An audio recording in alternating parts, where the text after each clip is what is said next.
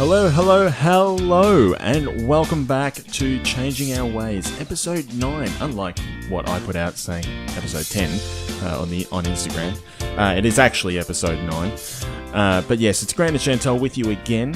Hey, Shani. Hi. Did you just call me Shani? Shani. It's Shan. Shani. No, don't call me that. Why? I don't like it. Oh, go on. Just for me. No, you have other names for me. We won't get into that probably at this point, but I hope everyone is doing really well out there. I hope you're all having a good weekend or good last day of the weekend for us here in Australia. Sundays are depressing. No, but it's not that depressing because we're doing this. Yeah, but we have work tomorrow. I know. But for me, I'm actually kind of keen to get back into work. But you know what is not far away?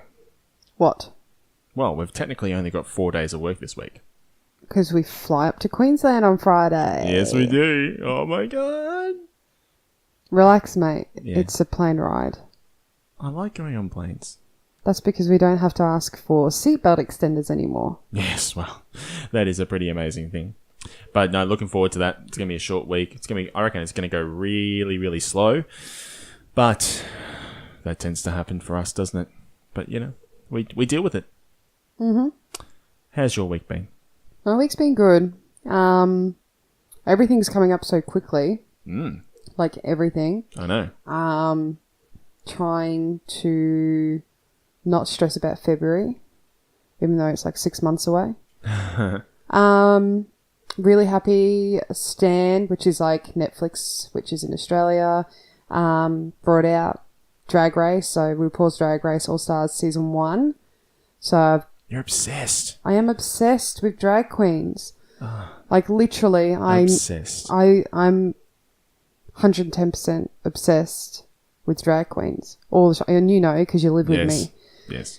Really excited. I get to go see Katya. So she's from season 7. I get to see her in September, and I'm taking Corinna with me, who is banned to Bypass Journey.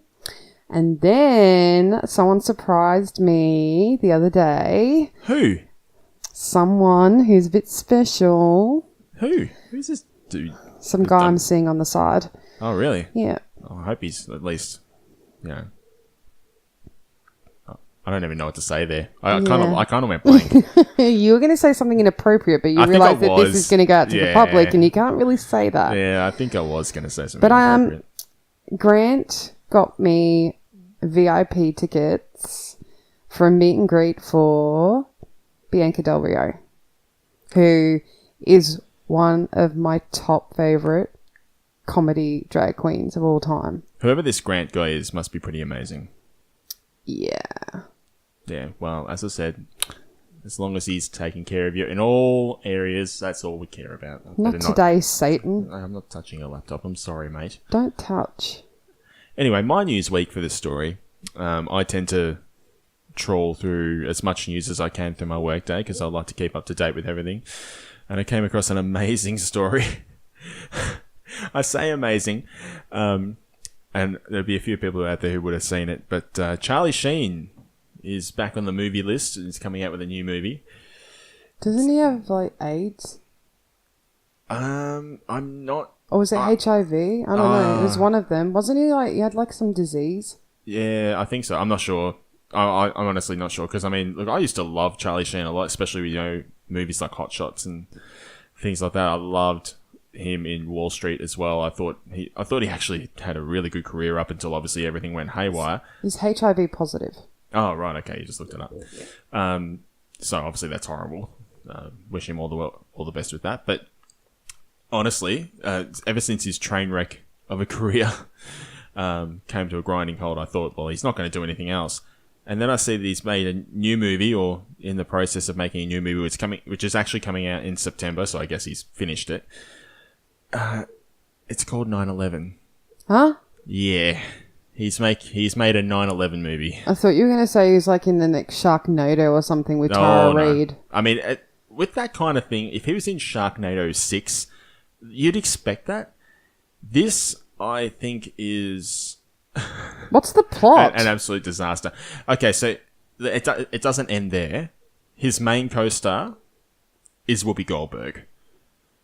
I'm not even kidding. It's Charlie Sheen I'm confused. with Whoopi Goldberg in a movie about 9/11. So the premise is that Charlie Sheen gets in this elevator along with a few other people. I think one of them's his ex-wife or his current wife or something like that, and which is another actress. I don't know what her name is. Actually, I do know what her name is. Gina Gershon. I think that's how you pronounce it. She sounds like a delicious pickle on a burger. But she's also a bit of a B-list now, even though she used to be in a lot of top movies. I wouldn't even consider them B. I reckon you're going into D-list category. Hey, but these actors were in top movies. But they were aliens. for a reason, okay? You have your money, give it a rest. Is this my news story, mate? Hurry up and get to the plot. Anyway, I was in the plot. Anyway, he's in this elevator with a whole bunch of other people, and I think they're in the North Tower, and when the first plane hits. So the elevator kind of goes out, and they get on the phone to an emergency line, and Whoopi Goldberg is the emergency call taker. And then, apparently the whole movie plays out with them in an elevator. And I think at one point his wife gets out of the elevator, like they're able to let a few people out, but then the elevator drops a little bit and the rest of them can't go. And then during the trailer, because I watched the trailer because I couldn't resist, there's this one point where I think the elevator is like dropping really quickly. And as you probably kind of get the gist, if you're in an elevator, they're all lying on the ground of the elevator, which I found really weird, but it's dropping really quickly. So automatically you're dropping really quickly. Gravity will take you higher. So it's just like, there's like 10 seconds in this trailer where they're all kind of like matrixing on the ground. Within an elevator that's dropping, I really don't get it. Like it's a bit strange, but yeah, it's a bit of a disaster. Critics have already called it probably the most offensive movie ever. And Charlie Sheen he's a real big conspiracy theorist. I mean, I am as well. I could go on about conspiracies forever, but he's a really big conspiracy theorist on 9/11 as well. So it's really interesting that he's done this movie that's not a conspiracy movie. It's just about people in an elevator. But yeah, should be one. Go see that one, guys. I'm sure you'd love it. It comes out September 9th, apparently. Or September 8th, something like that. Definitely not September 11th. No, it won't be coming out. That'll be no. We might skip that one, I think. Yeah. Look, not on my top 100. That's for sure. Maybe not my top million. Maybe we can go watch Cars 3 instead. Cars 3? Yeah. Yeah, I haven't even seen the first two. I've got movie vouchers we need to use soon. Okay, well we can do that. Anyway, back to the show. Let's go. Yeah. So, all right, mate. So today we're talking about. I suppose a topic that's pretty high up there when you're going through your weight loss journey, which is choosing the right surgeon. How do you choose the right surgeon? Well, it is a good question because I suppose you don't really know where to go with that. There's when you first start out, I mean, like everyone, and like we've seen with a few comments coming back from the posts we did out on Instagram during the week, most people tend to go local. I think you'd find not a lot of people would travel too far to go for a surgeon. But what do you do when there isn't anybody local, or maybe the only one local isn't, cost effective, or maybe doesn't have a good record with surgery? We're very lucky. I suppose we're in a fairly central location. We could have gone with, we probably could have gone with 100 different surgeons. An example is we've got like hundreds of surgeons here in Melbourne. Yeah. But there are people, it can come down to numerous reasons. It could come down to insurance. Yeah. It could come down to funds or anything like that. I've seen so many people that have packed up from Victoria and gone up to Queensland to see Dr. Victor Liu, I think his name is, in Gold Coast. Oh, yeah. And he has like a $500 gap. That's it. Yeah. But it's hard. Like, he's very picky with who he chooses. Yeah, well, I think there's a number of different factors that people should take into account, and cost is certainly one of them.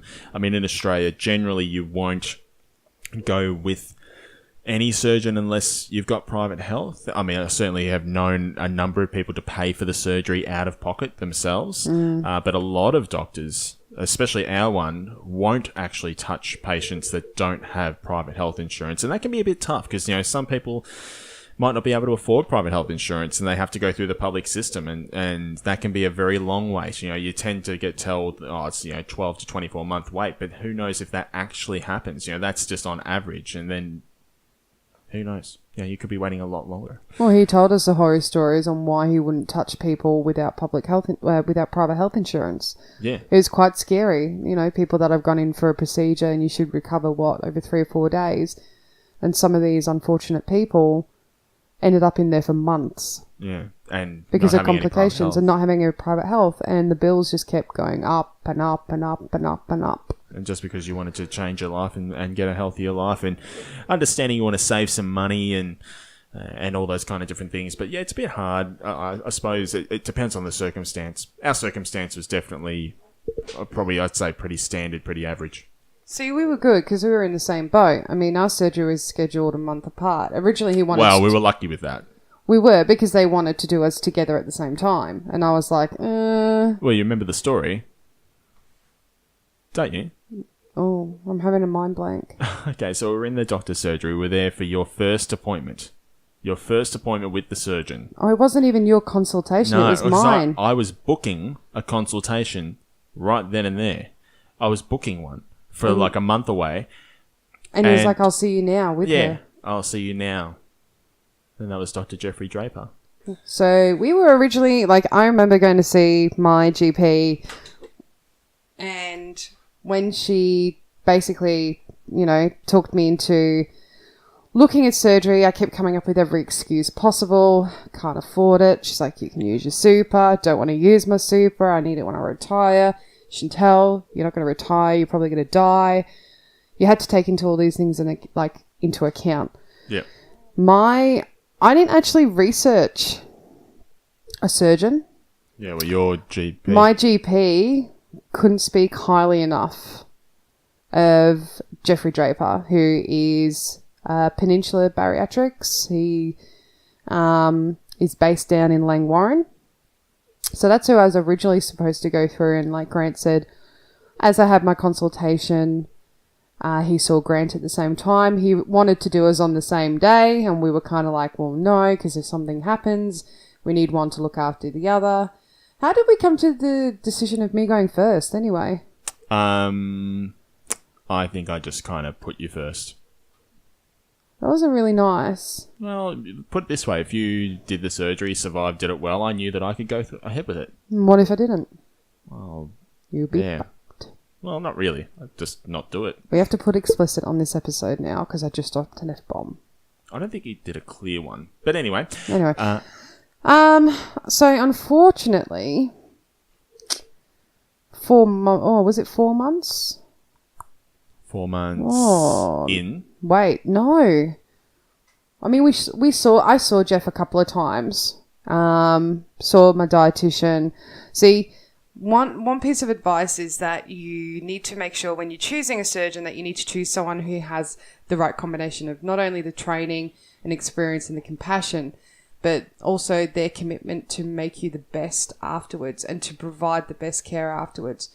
Making sure that you've got someone who's got a multi-team. So you've got someone who's got your psychiatrist, your dietitian, pre and post checks, someone that looks after you holistically before and afterwards. Yeah, I think that's the most ideal. But you got to remember, not every surgeon will have that team, or not every surgeon will be hooked up with a team like that. And I suppose being in a central location, being in a very populated area, we're lucky with that. I mean, people all over the world will have different situations. As I say, if you live in a remote area and you want to go through this, surgery, you might have gone to your GP and your GP is 20 minutes away from you, and then the surgery is an hour and a half away from you. And then that surgeon might not be hooked up with a dietitian. You've got to go to a dietitian an hour and a half the other way. So I understand it can be a challenging situation because you don't quite know how it's going to work out. It could work out very well like what we have. I think most people are in that field. I think I would say it is pretty rare that you won't be able to kind of hook up with all the different people that you need at all the same time. One of my biggest questions, especially when I saw Jeff, and we'll get to Patrick afterwards because Jeff wasn't my surgeon in the end, unfortunately, and I'll get to that. But I remember talking to Jeff about the mortality rates. Yeah.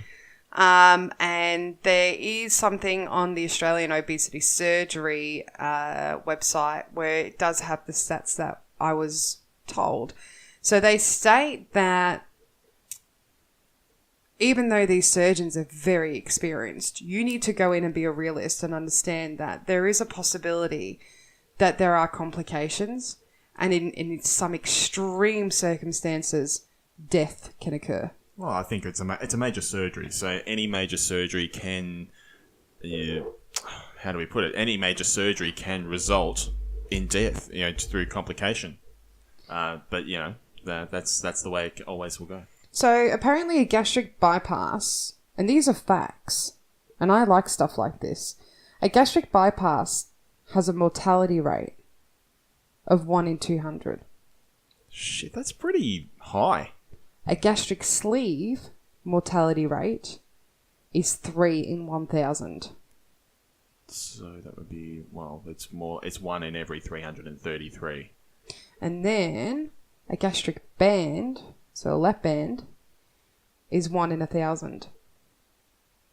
And I'm starting to think band would probably be anesthetic. What do you mean?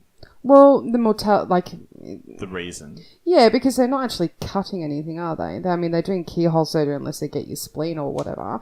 Yep. But I was thinking about it earlier. I'm like, would most of these be complications from the anesthetic? Okay. Or leaks? We don't know. But these are real things, guys. This is the stuff that you need to discuss with your surgeon, and you need to understand. It's not a walk in the park. I remember signing on that dotted line the day I went in, signing that form, saying, if anything happened, I can't sue them. Yeah. Plus, I'm not there anyway. Liability. Yeah. It was scary. So, one thing I do say is you want to speak or find a surgeon who's either under or on par with national averages, and you do have permission to ask your surgeon what his mortality rates are. Yeah, that's a lot higher than I knew. It's a bit scary in a way, because how old are those stats?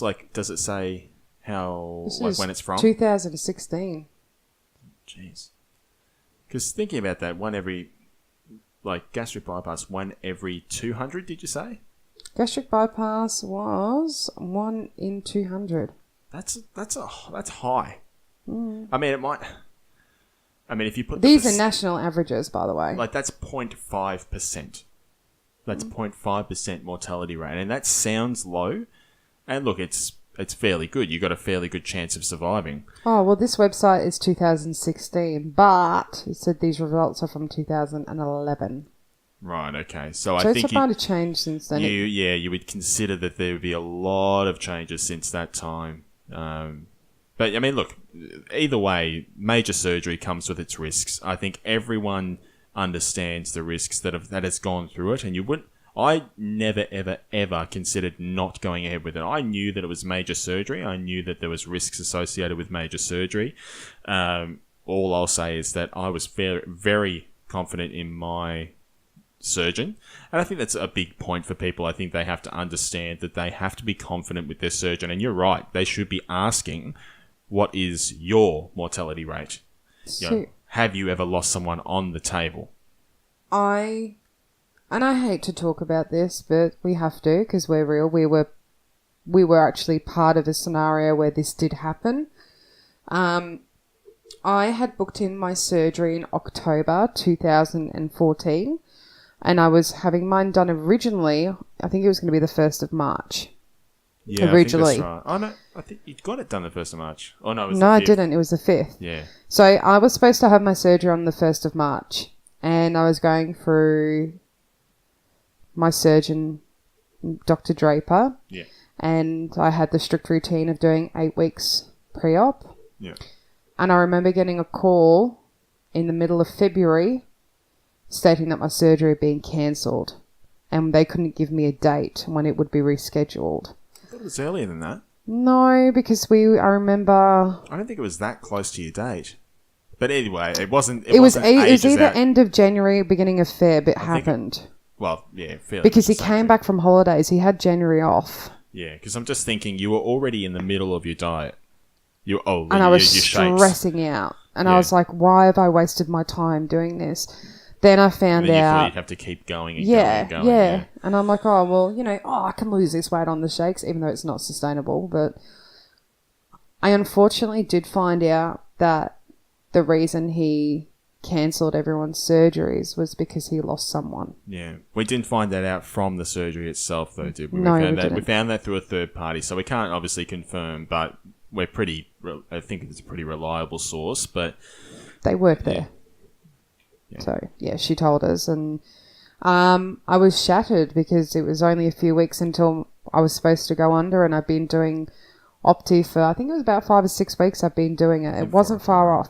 Yeah. And I remember she said, I'll see if I can hook you up with another surgeon who... Well, they were trying to reroute everyone, weren't they? Yeah. Yeah. So I was the same, obviously, because I'd already been booked in as well. And we got a call straight away saying, I've got you through with Patrick Moore, Yeah. but I need you to go see him in the next couple of days. And when, yeah. And absolutely. literally, it was like 2 days later, we were sat in his office in Box Hill. Yeah. And I remember him trying to talk to me about getting a band. And I'm like, no, I don't want a band. I've already spoken to Jeff. I'm having a sleeve done. I know all about the sleeve. I've done my research. Yeah. Jeff had agreed with us as well. Yeah, no, he did. Yeah. Patrick, though, he is a handsome man. I did have a little bit of a crush on him. I right, still mate. do. He's hilarious. He's very down to earth. There's no thrills with him. His bedside manner was amazing. I think you mean no frills. With an yeah. F. Yeah, you know what I mean. Did I say thrills? Yeah, you said thrills. Maybe I was getting excited thinking about him. Oh, God. Anyway, he is a Carlton supporter though, so that's a big no-no for us. Oh, that's all right. We just gave him banter the whole time, I think. Honestly though, he was... he knew I was scared of needles. He knew I was petrified about the whole thing. And I still remember the day when I was lying in the trolley bay with my moon boots, blowing up my legs and making sure With your I was Ted ready. stockings. Yeah, with me Ted stockings. And I remember him coming over with the form, and he was with the nurse, and he dropped his pen on the floor and told the nurse to pick it up for him. And she actually did, and then he laughed at her, and he's like, "Why did you do that?" He came in and he actually held my hand going into the operating theatre. He knew how scared I was. I'd already told him, I'd rather die on the table than know that I didn't try. Yeah. And I remember the anaesthetic getting put in, and I was panicking, and they dimmed the lights to try and calm me down because my heart rate was going, the machine was going nuts. And I remember him saying to me, "We're going to count down from 10, and I bet you're not going to get to 5. And we started counting, and I think I got to 7. And I did have complications with my surgery with breathing. I couldn't breathe on my own, and he stayed. Yeah. He did not leave the anaesthetist and Patrick. Like, he'd already done his job hours ago. Like, my surgery was 90 minutes, but my recovery was over 12 hours. Until I actually came out of sedation and they were trying to get me to breathe on my own. He didn't leave. He left when he saw my eyes open and saw them put the nasal tube up. He said, "I can go home now. I know you're okay." I think that's really good. He didn't have to do that. No, and I think that's even something that people should maybe even question your surgery. I mean, this is obviously all for people that haven't gone through the surgery yet, but it might be even something to say. What happened? What will you do if there's a complication? What is your process? And not every surgeon has to say, "Oh, I will be standing by your side no matter what." They don't have to do that because it's, there's obviously qualified people who can take care of you. But the fact of the matter is that he did stay with her all throughout I think it was longer struggles. than that. He just said he didn't want to leave until he knew I was stable. Yeah, And my oxygen levels kept dropping and dropping, and they kept having to pump me with oxygen. And every time I'd wake up and come around, my oxygen levels would drop again. So they'd make me, like, they basically sedated me so they could get my lungs working again. Yeah, and I think that's what you want. You want a surgeon that cares. Like, I think at the end of the day, yes, sure, they get paid, they make lots of money, all that kind of stuff. We don't know what kind of fees they have to pay and how much they get in the end. But I think regardless, you want a surgeon who cares about you, and You're not just another statistic. You're not just another bit of income for him. You're a person. And I think you want someone you can relate to. And I think that's why people choose local. I mean, I think that's what we've seen from the comments on Instagram. A lot of people are choosing local. And I think that's just more convenience. But there's certainly people out there that have thought about and, seeing recently that, they actually now do the surgery or that particular procedure in Thailand to almost give you a package deal with your excess skin as well. And I worry about that a little bit, mostly because in Thailand we've seen people go overseas for a couple of decades, basically getting their tummy tucks and their boobs done and all that kind of stuff for a cheaper price. I worry about the gastric sleeve surgery now being thrown in that as part of a package, and I think that is a lot more serious. I mean, they're all serious surgeries, they're all major surgeries, but I worry about people traveling overseas for that kind of one, because that is, I feel, and as I say, this is just my opinion and how I personally feel, I feel that is more, it's more invasive. I'm going to disagree with you a little bit. Okay. I think there's risk with everything, regardless of where you go, even if it is overseas, even if it is here. I read up today, Andy Warhol, he passed away during a routine gallbladder operation. Oh, right. Shit happens. Yeah. Oh, of course. I'm not saying that. But I know what you're kind of say with that stuff. It should be kept here. Is that what you're kind of trying to say in a way? I think it's personal feeling. I think people are going to be tempted to travel overseas to Thailand and places like that because of the amount of money that they can save, especially if they're not covered through private health insurance. People do it in America. They go to Mexico. They go to Tijuana and places like that and get it done. Same and I reason. understand, the surgery probably, we couldn't know the statistics. I'm sure the surgeons are qualified to an extent. Whether they're qualified the same way, I'm not sure. But what I'm saying is that in Thailand, they've had a long history of doing plastic surgery, cosmetic surgery. They've got a long history of doing that. You'd say that they are fairly much experts in that field now. Yeah. I mean, as much as they're experts in Australia and America and all that.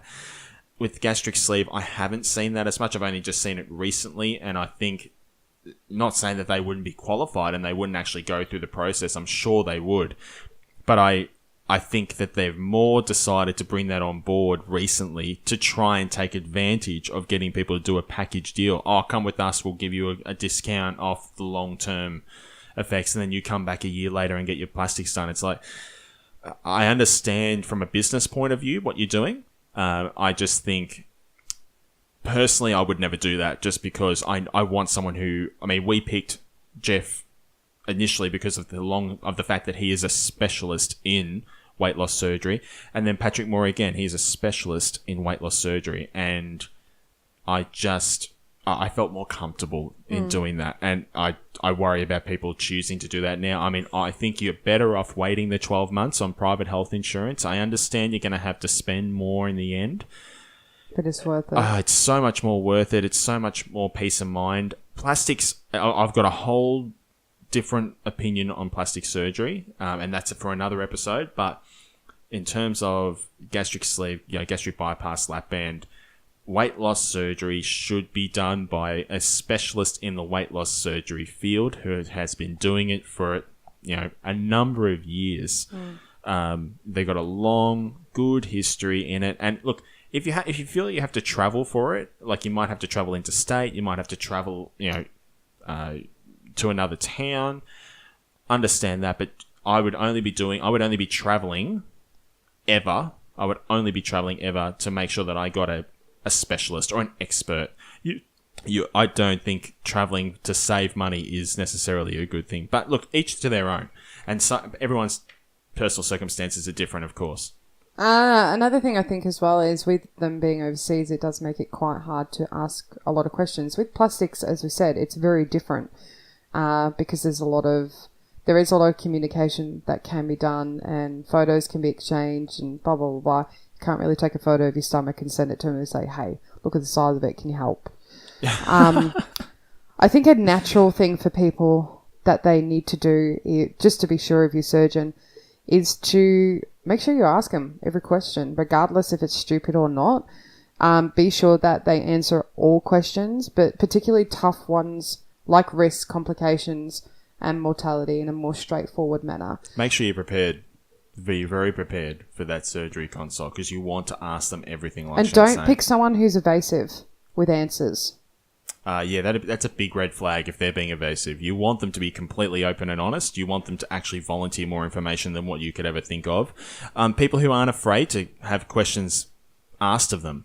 I understand there's also a pretty heavy push from people to go with the same doctors as friends, family.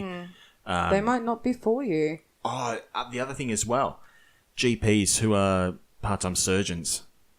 And they try to get them to go with, try to get the family to go with them because they know the family history and like that.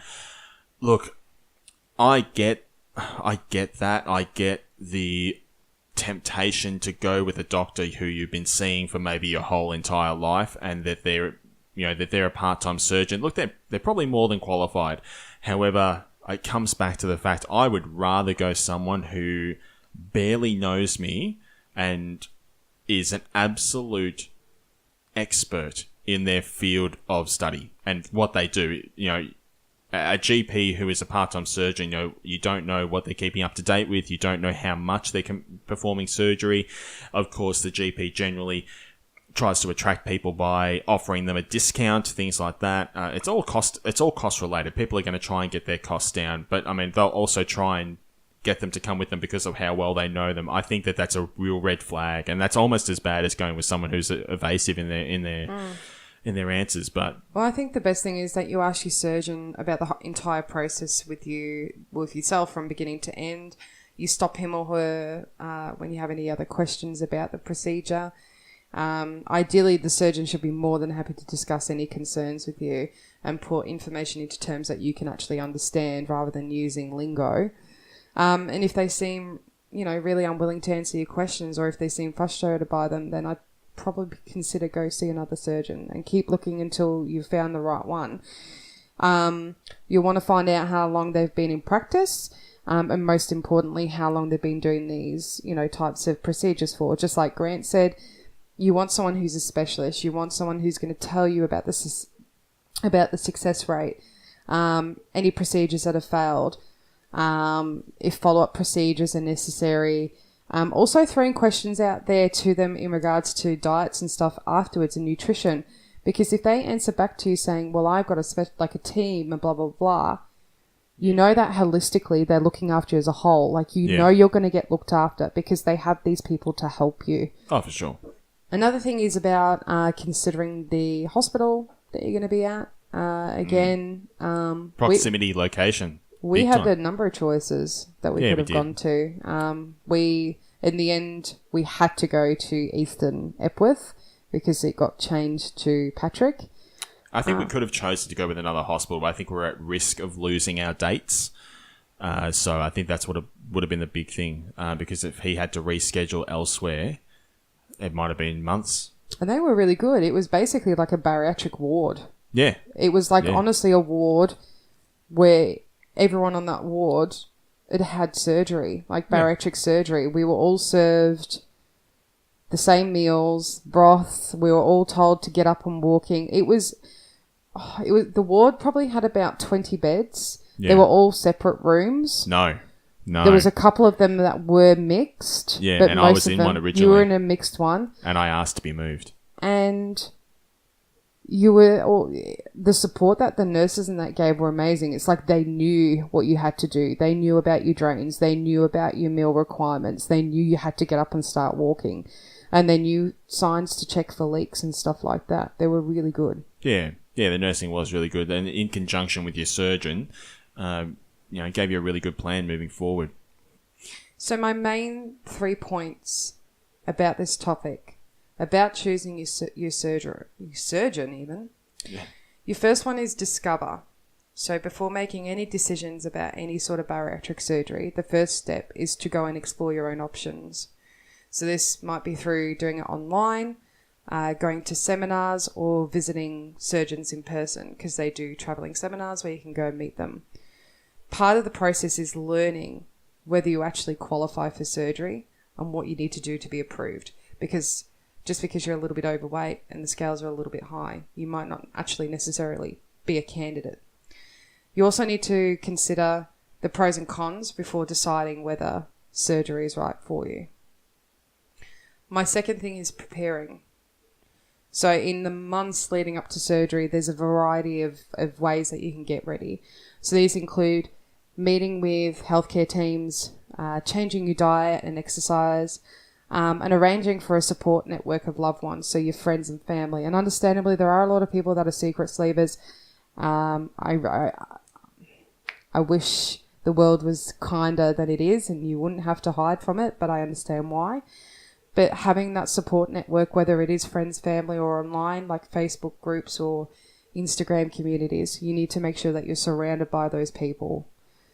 It's also a key to prepare financially as well. So bariatric surgery, it is a big commitment. So it's important to prepare for the changes that will happen in your life. So you need to be prepared that if something does happen, you're not going to be working for a long time. And that's something you need to consider.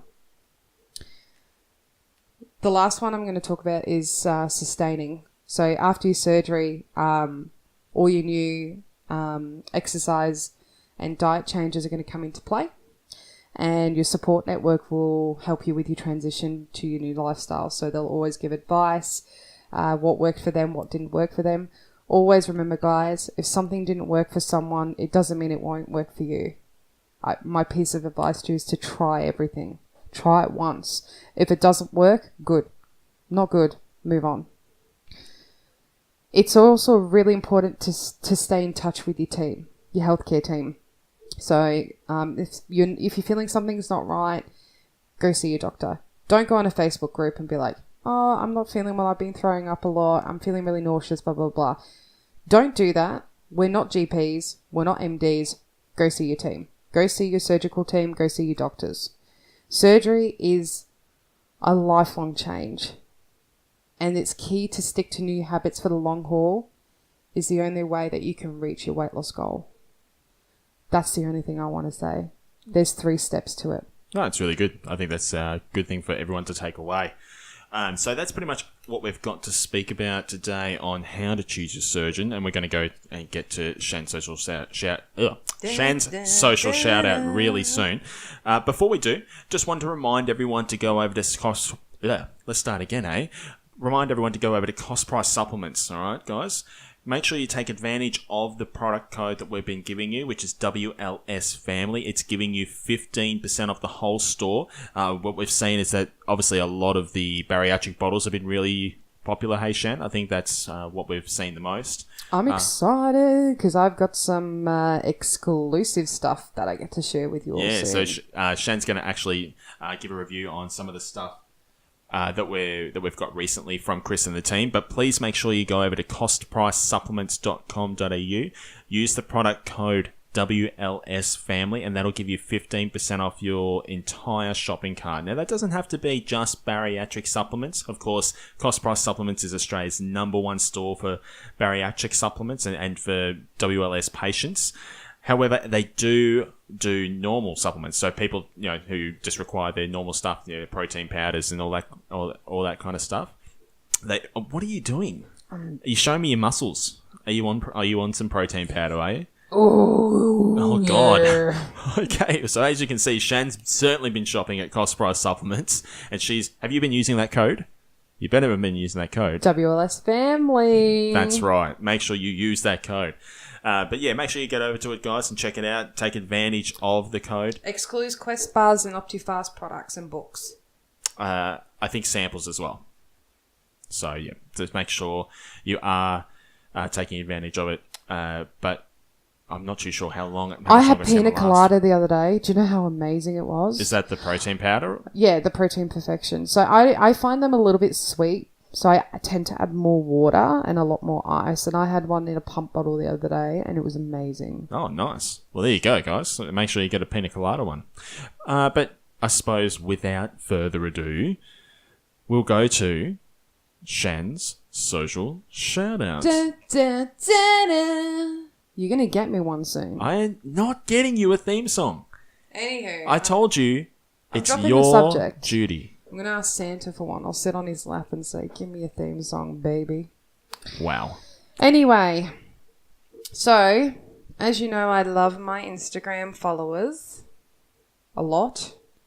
This particular lady I've known for 2 years now. She's incredibly fearless. She's hilarious. She is one person I look up to now as a role model. I admire her, her courage, her strength, everything. My shout out this week goes to -121, aka Sarah. Sarah, she has already lost 94 kilos. 94. Yes, 94. She's got 27 to go to get to goal. I'm so proud of her. What was her starting weight? I don't know. Oh, but it I doesn't know say that. her name was -121. That's the amount of kilos she wants to lose.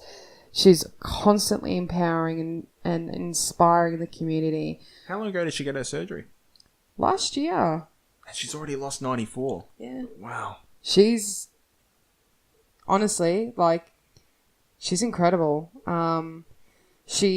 She's always there when I need her. She's very motivational, especially with meal prep. You know, she questions me what I'm doing, and if I'm being a bit slack, she gets on my ass about it.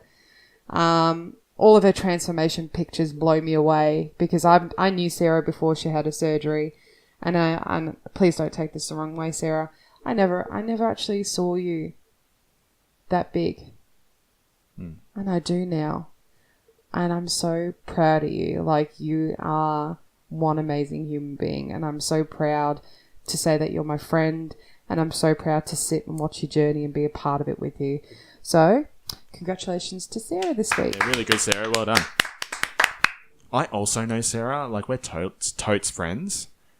Obviously not. When was the last time you saw her? Like, before you, bro. Okay. Like, totes.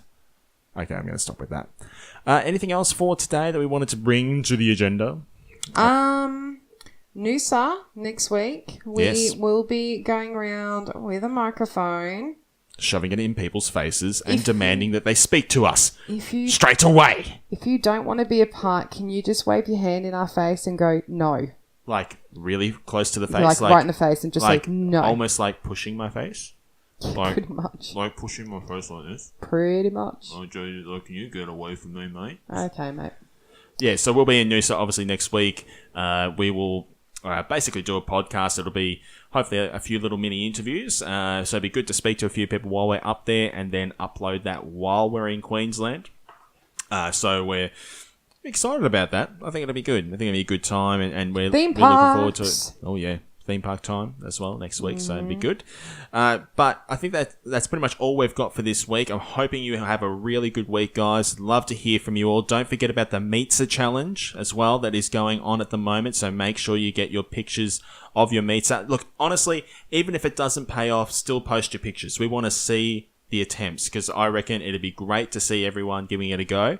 And obviously the winner is announced a couple of weeks' time? Yeah, a couple of weeks' time. And they'll get a copy of Tara's cookbook.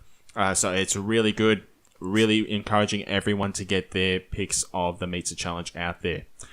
But apart from that, guys, that's it from us. Say goodbye, Shan. Bye, Shan. And we'll see you guys next time. This is Changing Our Ways, signing off. Bye.